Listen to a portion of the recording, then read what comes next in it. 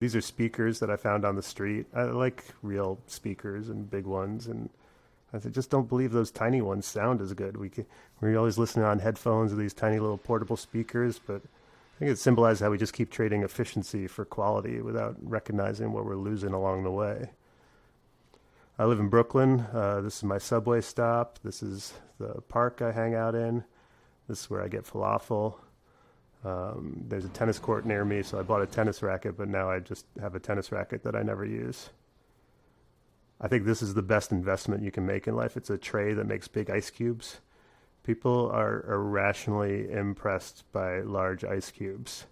They're like, ooh, fancy. I'm like, it's just frozen water, but bigger. But, if that's what it takes to impress you, you're welcome. I used to live in Chicago. Then I moved to New York. Sometimes people ask me the difference between Chicago and New York. I'm like, well, it depends. What do you prefer? Boring, nice people or interesting assholes? Obviously, I decided to come here and be with my own tribe. When I was in Chicago, I used to be in a rock and roll band. I played guitar and sang. We were pretty good. We had a good run, but eventually we broke up because we realized we should be having either more fun or more success.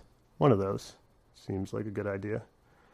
My dad was a right-wing prosecutor who loved Ronald Reagan, and my mom was a bohemian hippie poet, and somehow they made it work. It was a bit of a civil war they gave me in my head, though.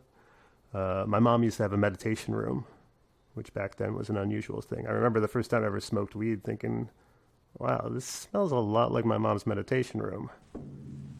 This is all adding up. And sometimes people ask me if my parents are still together. I'm like, well, they're both dead. So, yeah, I guess, technically they're in the ground near each other.